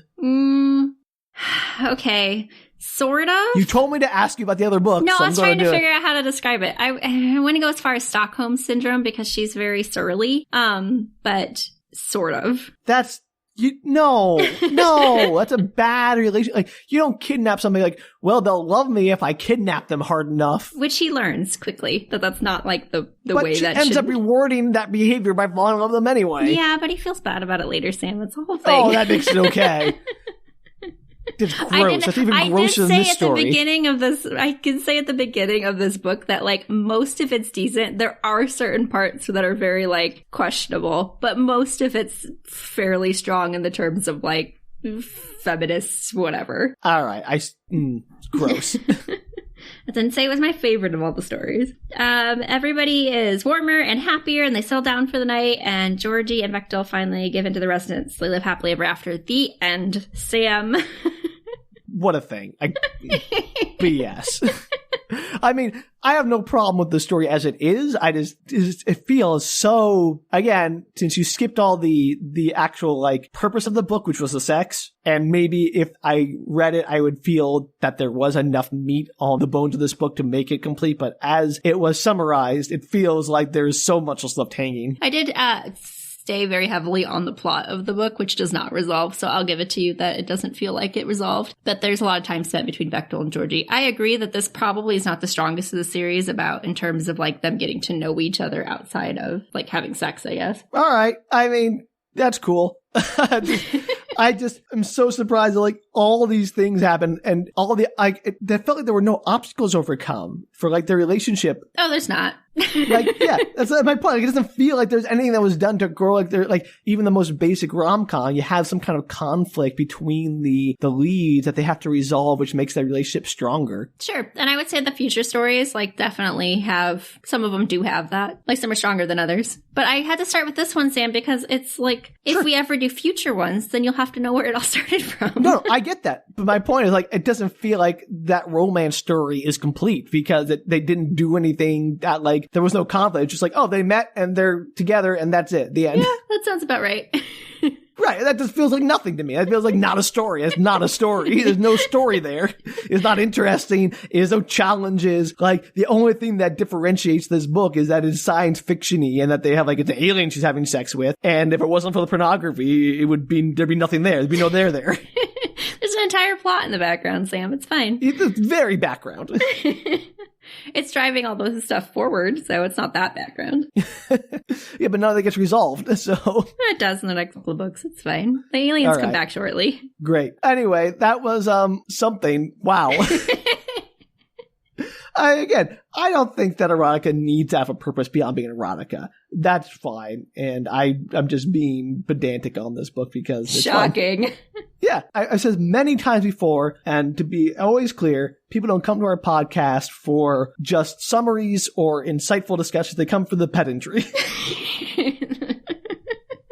That must be it. I can't think of another reason anyone would be here because we have nothing else to offer. How are you going to follow that up, Sam? What are you going to follow it up with? I don't know, Danielle. I've been thinking about something, but I'm a little afraid to bring that to this podcast. Really? Boy, I willingly brought sci-fi erotica, and you're like, I don't know. It is. What I'm contemplating, Danielle, is very intimidating. So, well, maybe we'll see it. It may take some time for me to figure out if this will work or not. But we'll see, Danielle. We shall see. I am impressed that you managed to one-up my robot romance novel, robot show, with something that's even weirder. So congratulations. I try really hard.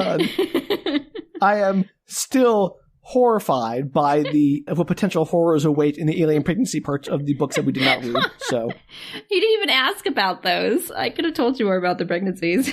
Well, I think unless they are dealing with the existential horror of, having an alien parasite thing growing inside of you that may or may not be compatible with your anatomy. No, and there's none of that. Right.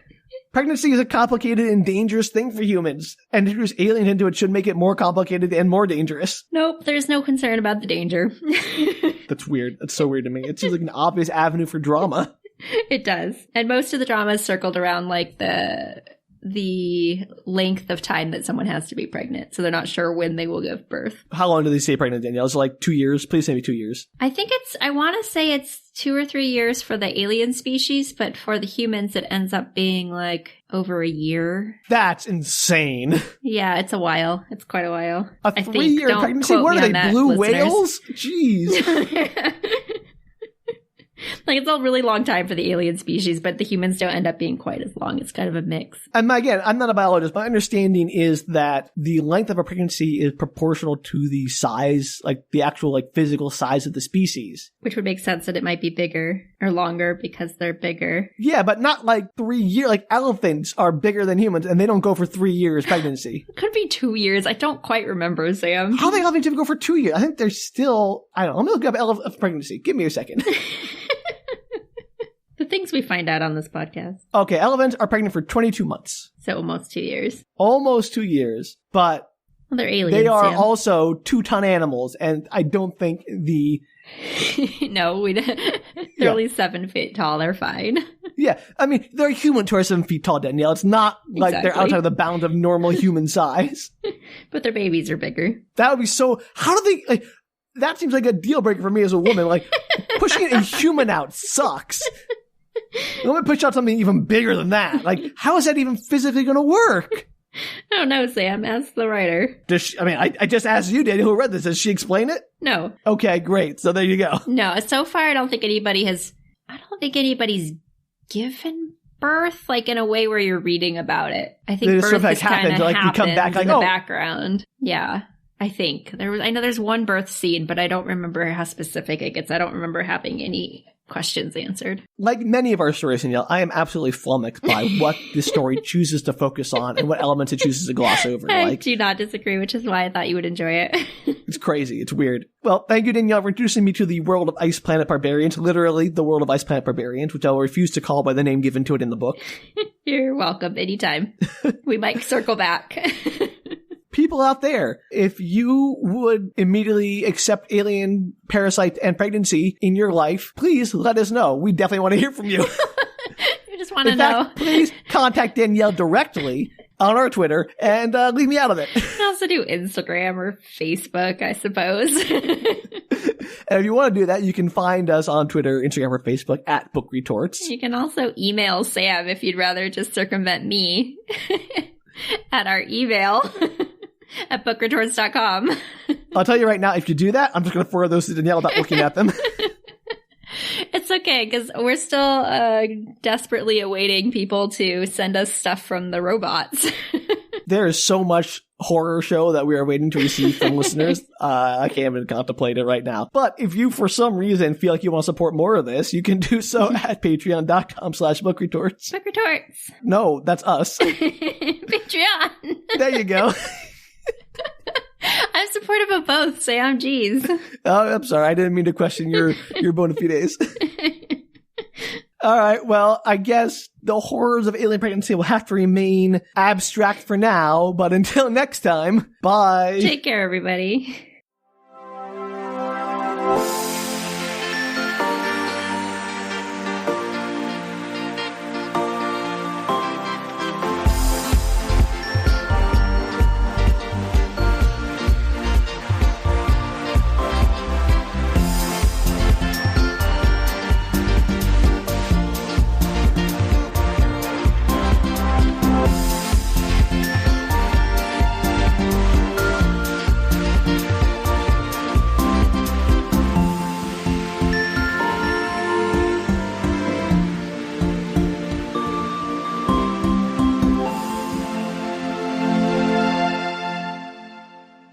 What a horror show, Danielle. What a horror show. There's so many horrifying concepts in that book that never get resolved. I know, that's why I liked it. Oh, thank you so much for that, Danielle. I'll have nightmares. Good for you.